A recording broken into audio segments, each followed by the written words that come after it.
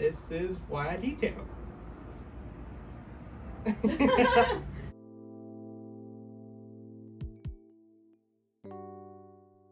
Hello everyone. As the DIY tuber challenges come to a close, we were asked to reflect on why we detail in the first place.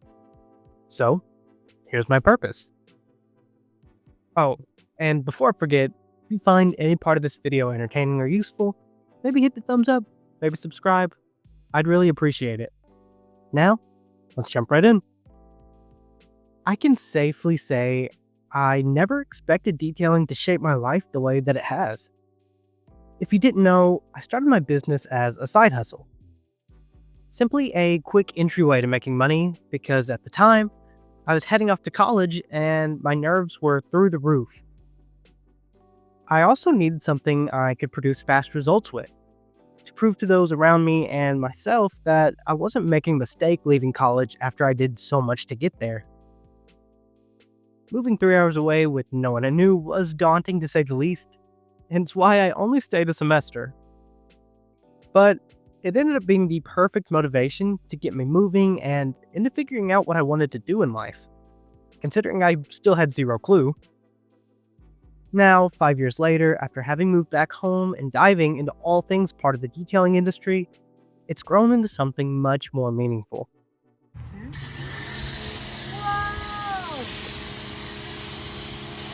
Oh my goodness!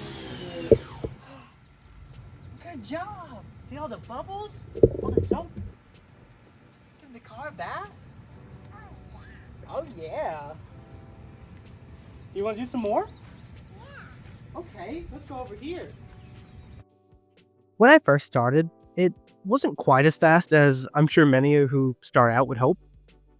I live in a fairly low-income town of about 1,200 people, so safe to say business wasn't exactly booming right off the bat. I'm fortunate enough to have some family members, though, who let me hone my craft and learn through practicing on their vehicles. I also started videoing early on, and posting probably sooner than I should have with what little experience I had. The upside was being able to reflect on my methods and learn by watching my actions back over. So now I'd actually recommend filming your process early on. Just maybe not posting it unless you're open to what I would hope would be constructive criticism, which can be a huge help when starting out. All that aside, I quickly fell in love with the transformation process and the immediate gratification of seeing something look new again. And just as quickly, I fell in love with my now fiancée, Katie. You know how they say you find love when you stop looking for it? Well, call me a believer because I was 110% dedicated to my craft when I met her soon into the process. This poor woman adopted my detailing and nerdy superhero interest with open arms, and became my #1 supporter and best friend just as fast. With her support, I got better because I actually had a healthy balance of work and a personal life. I started learning from others online, experimenting with new products, and refining my process more than ever. During this time, we were both at home with no other sources of income, so what little I made from details is what supported our relationship and allowed us to go out to eat and just spend time together. So I owe detailing a lot from that time period alone, and is what really made it a staple in my life moving forward. But as quickly as it became part of my life, things changed, and with it, my priorities. We were expecting our firstborn, Jasper. Here you go. Gonna put some on? They might be a little big. Oh yeah. Okay. Whoa. Cool. Say cheese. Here, put it on the other hand too. Come show the camera your hands. Wow. Now you can touch the bubbles. Now you can touch them. Ooh. See, and now our hands are still clean. Oh, well, my gloves are open, but... Are you all done? Or are you going to keep touching them? You want to keep touching them? Ooh.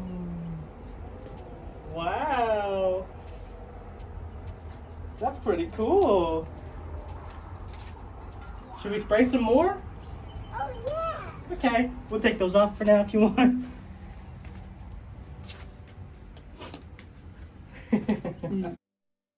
With that said, my side hustle alone wasn't going to pay the bills, especially since we needed to get our own place soon to grow more. This is where detailing took somewhat of a backseat for me as I became a security guard. I worked 4 days a week with a few 12-hour night shifts.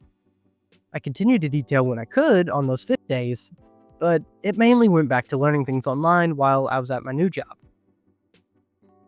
This is where I did a lot of my editing and learning about filming as well, so when I did finally get to detail, I'd be better at it in all aspects. It also got pretty lonely working the night shift solo, so I wanted to join a community of people with similar interests to talk to and learn from, and if possible, teach through my own experiences. After more than a year of that process and balancing it out with a newborn at home, we decided to officially flip roles. I'd stay home with the boy while she went to work. We both had seen many instances of dads not getting or choosing to be as close with their kids, and weren't the biggest fan of daycares. We also just wanted to simply switch things up that would suit our personalities better, which led to me being the house husband.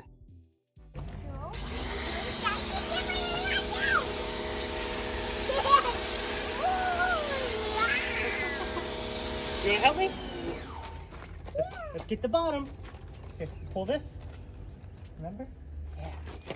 Ready? Count us down.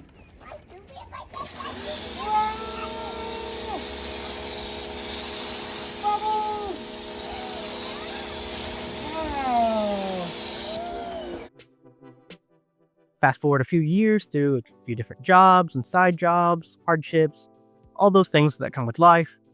She's now working a nice desk job at a hospital, while I take on customers mainly on the weekends and spend the rest of the week doing household stuff, spending time with our boy, and filming/learning as much as possible as new products and methods come out. Social media stuff can be a tad bit challenging to balance out. I mean, I'm mainly editing on my phone on the couch or during nap times, which is one reason the content creation aspect kind of took a backseat in recent years. At the moment, I'm purposefully not booked out completely either, because I don't want clients to have to wait weeks in advance. All of this is how we started coming into present day, where DIY Tuber really changed things. Months and months ago, I applied for DIY Details competition amongst YouTubers known as DIY Tuber. A long shot since I've never won any drawings before, but I thought, what's the worst that could happen in at least applying, with Katie being that main push I needed to do so. Some time passed, and I saw the contestants debut on their channel. Oh darn, I didn't win, but that's okay. I probably didn't have enough free time for it anyways, and I'd really only been posting no talking detail transformations about once a month anyways. But little did I know that was only the first round of contestants. The realization only came when, one day during my son's nap time, I got a call from a random number. After the pandemic, me and my clients mainly talk over text to keep track of details and never really see each other in person, so I really don't answer my phone right away. I know it's a bad business practice, but I get anxious, okay? But as the voicemail transcribed, the first few words were along the lines of, "Hi, my name is Ivan LaCroix." And it's pretty safe to say I started pacing immediately. Unlike any sane person though, and just picking up the phone, I called Katie first to share the excitement and really talk logistics. Once again, she was the final push that I needed, which leads us to today, the final episode of DIY Tuber. The challenges alone have reignited my passion for the industry. Putting myself out there and getting on camera and making new connections has changed the game for me. I've suffered with imposter syndrome a ton, so getting out of my shell some has really helped prove to myself that I know what I'm doing, or at least some things I'd hope, considering I've been on this journey for probably over 5 years now. I'm posting weekly once again and tackling bigger topics with more passion and energy than ever before. I mean, I could have been eliminated way back during my round, and I probably still would have been just as thankful for the experience and motivation it's given me alone. But winning would obviously be cool in its own right too. Either way, detailing has truly swooped in multiple times now to help me pay the bills, let the creative side of myself out, and give me something to really hyperfixate on when my brain is just bouncing around too much. Katie's been my fiance for a while now, Jasper's about to go to school, and we have another boy on the way. I just don't think any of this would have been possible if detailing hadn't helped me fuel the process along the way and given me the flexibility to do so. I have a family now, a reason to work harder and faster on the jobs, to come home relaxed, knowing I helped contribute and can be the best dad and partner possible. It may even save my life once again, as in our current political state, many smaller hospitals are potentially being shut down, which is a little worrisome to say the least.